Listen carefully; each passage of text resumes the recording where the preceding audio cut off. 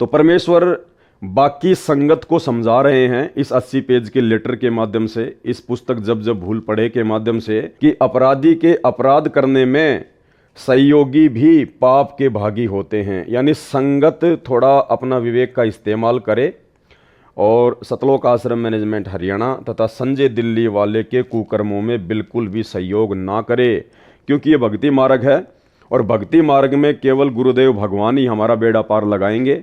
अगर कोई इस उम्मीद में बैठा है कि मैं तो गुरुदेव के परिवार की चापलूसी करता हूँ, गुलामी करता हूँ, मैं तो गुरुदेव के बेटा बेटी भाई बंधु रिश्तेदारों के या इन बड़े बड़े कोऑर्डिनेटरों के पैर पकड़कर इनके तलवे चाटकर सतलोक पहुँच जाऊँगा, तो ये आपकी बहुत बड़ी भूल है, अंत में आपको पछताना पड़ेगा।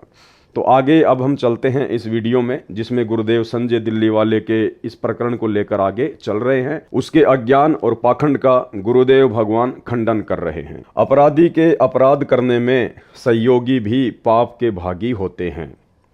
संजय दिल्ली ने अपने गुरु मुझ रामपाल दास की निंदा की, मेरे भोले भक्तों को भ्रमित करके मेरे से दूर किया, गुरुद्रोही बन गया। कौन बन गया? संजय दिल्ली वाला बन गया। पवन दास का कहीं कोई नाम नहीं उसके साथ में। ये इसका पहला अपराध है। इससे बड़ा अपराध भक्ति मार्ग में नहीं है। आप तो नरक में जाएगा ही। अनेकों भक्तों के भी नाम खंडित करवा दिए जो काल ज्योति निरंजन के जाल में फिर फंस गए। जो वापिस आ जाएंगे, नाम शुद्ध करवा लेंगे, वे तो बच जाएंगे।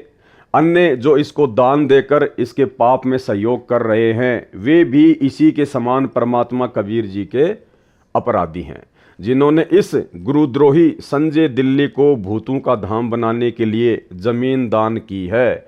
देखिए फिर से यहाँ पे परमात्मा बार बार संजय के लिए ही गुरुद्रोही शब्द का यूज कर रहे हैं। जिन्होंने इस गुरुद्रोही संजय दिल्ली को भूतों का धाम बनाने के लिए जमीन दान की है, वे इसी के समान परमात्मा कबीर जी के दोषी हैं, अर्थात सतगुरु रामपाल जी भगवान के दोषी हैं। भगत चाहे प्रथम नाम प्राप्त है, चाहे सतनाम प्राप्त है, उसको सर्वप्रथम नियम बताए जाते हैं। लिखित में प्रिंटेड कॉपी नियमों की तथा भक्ति बोध दी जाती है, जिसमें यह भी बताया गया है कि कबीर गुरु बिन माला फेरते, गुरु बिन देते दान, गुरु बिन दोनों निष्फल है, चाहे पूछो वेद पुराण। परमात्मा कह रहे हैं यदि आपने चाहे पैसा दान करना हो, चाहे ज्योति पाठ का दान करना हो, चाहे जमीन का दान करना हो, कुछ भी दान यदि आपने करना है तो नियम सबके ऊपर लागू होते हैं। तो परमेश्वर ने यहाँ पे संजय दिल्ली वाले के संपर्क वाले भक्तों को माध्यम बनाकर, जिन्होंने संजय दिल्ली वाले को 1 एकड़ जमीन दान में दी थी आश्रम और नामदान के लिए, उसको आधार बनाकर परमात्मा लाखों की संगत जो सतलोक आश्रम मैनेजमेंट हरियाणा के साथ में जुड़ी हुई है, जो लोग आंख बंद करके नादानी में भोलेपन में गुरुदेव के परिवार को, सतलोक आश्रम मैनेजमेंट हरियाणा को आश्रमों के लिए और नामदान सेंटरों के लिए जमीन दान कर रहे हैं, परमेश्वर उनको इशारा कर रहे हैं कि आप परमात्मा के, अपने सतगुरुदेव भगवान के बहुत बड़े दोषी बन रहे हैं।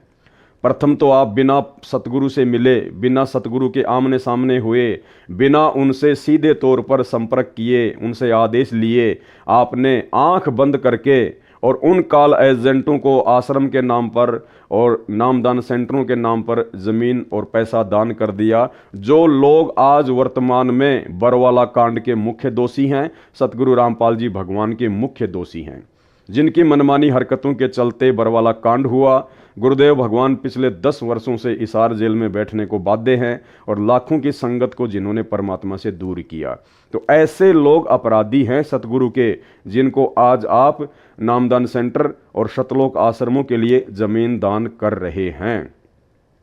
क्योंकि 2014 बरवाला कांड के बाद से आप और हम सबकी परीक्षा का समय है और इस समय हमने केवल गुरुदेव के ज्ञान को आधार बनाकर अपनी भक्ति को ही अधिक महत्व देना था, विशेष तौर पर मर्यादाओं का ध्यान रखना था। लेकिन 90% संगत ने गुरुदेव की गैर हाजिरी में अपने आप को निर्भय समझकर, परमात्मा से दूर समझकर कि हमें कोई देख नहीं रहा, अब हमें कोई कुछ कहने वाला नहीं है, लोगों ने अपनी मनमानियां करनी शुरू कर दी। ऊपर से काल ने एक बहुत बड़ा जाल फैला दिया, जगह जगह 500 की संख्या में नामदान सेंटर खुलवा दिए। यानी काल ने भक्तों को पूरी तरह से निर्भय कर दिया कि बच्चों जम के मर्यादा तोड़ो और आराम से नामदान सेंटरों पर जाकर नाम शुद्ध करवाओ, कोई दिक्कत नहीं है। भाई और बहनों, इस काल के षड्यंत्र को गुरुदेव भगवान के आशीर्वाद से केवल चंद सत्सेवकों ने समझा और आज उनके ऊपर परमात्मा की विशेष मेहर है, जो आप भाई बहनों को भी रात दिन समझाने में लगे हुए हैं। तो अपने गुरुजी की आज्ञा के बिना गुरुजी की आज्ञा कैसे लेनी होती है? गुरुजी से आमने सामने होके, गुरुजी से डायरेक्ट संपर्क करके। यदि आप गुरुजी के बेटा बेटी के माध्यम से या गुरुजी के परिवार वालों के माध्यम से, गुरुजी के रिश्तेदारों के माध्यम से